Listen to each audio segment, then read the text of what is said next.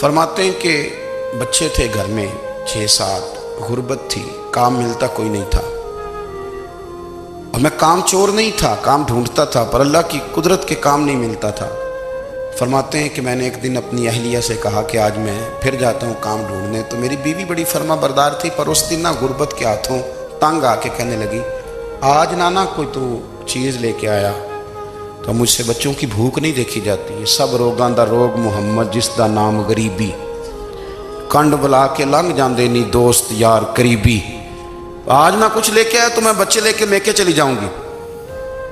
شیخ فرماتے ہیں کہ میں بڑا پریشان گھر سے نکلا، پر میں نے صبح سے لے کے زور تک کام ڈھونڈا، کام ملا کوئی نہیں، تو میرے دل میں خیال آیا چلو کام نہیں ملتا تو اللہ اللہ تو کرے نا، چلو بندوں کی مزدوری نہیں ملتی تو رب کریم کی عبادت ہی کرتے ہیں۔ فرماتے ہیں کہ میں نے نا فرات کے پانی سے وضو کیا، نہر کے، شدید دھوپ تھی، ساتھ ریت تھی اور ریت تپ رہی تھی، میں نے اپنا رومال وہیں مصلی کے طور پر بچھا لیا، اور فرماتے ہیں کہ زور سے لے کر عصر تک نماز پڑھی، دھوپ بھی پورے زور پہ، پر میرے سجدے کا ذوق بھی پورے زور پہ۔ فرماتے ہیں سورج بھی چمک رہا ہے اور رب کی عبادت کا ذوق بھی پورے زور پہ، میں سجدہ کروں تو پھر میرا اٹھانے کو جی نہ چاہے۔ فرماتے ہیں کہ عصر تک میں نے نفل پڑھے، دل ڈھلنے لگا، عصر کی نماز پڑھی اور میں وہاں سے چلا۔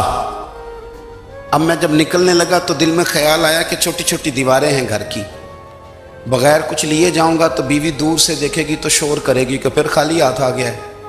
کہتے میں نے اپنے اسی رومال میں جس پہ میں نے نماز پڑھی تھی نا، رومال میں کیا دے پنجابی جو صافہ کہتے ہیں، اسی میں نا میں نے کچھ ریت بھر لی کہ وہ دور سے دیکھے گی تو سمجھے گی کچھ لے کے آیا ہے، چلو جا کے اسے بتا دوں گا کہ آج پھر مزدوری نہیں ملی۔ کہتے ہیں وہ ریت لے کر جب میں گھر میں گیا تو پہلے بیوی دروازے پہ کھڑی ہوتی تھی، پوچھتی تھی خالی ہاتھ آ گئے ہو؟ آج میں نے دیکھا تو ہے ہی کوئی نہیں۔ فرماتے ہیں میں اندر داخل ہوا، سلام لیے، کونے میں نے وہ رومال رکھ دیا اور میں نے آواز دی کہ بھلی مانس کہاں ہو؟ تو وہ کہنے لگی آپ منہ ہاتھ دھو لیں، میں روٹی لے کے آئی۔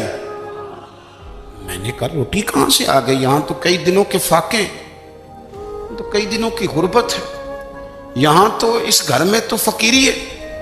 فرماتے ہیں کہ وہ روٹی لے کے آئی اور اس وقت کی جو موجودہ نعمتیں تھیں، سمجھ لیں سلاد، اچار، ہر چیز ساتھ لائی۔ میں نے کہا کہ بچے کہاں گئے؟ کہنے لگی وہ کھانا کھا کے کھیلنے گئے، آپ کھانا کھا لیں آ جاتے۔ کھانا اس نے چن دیا۔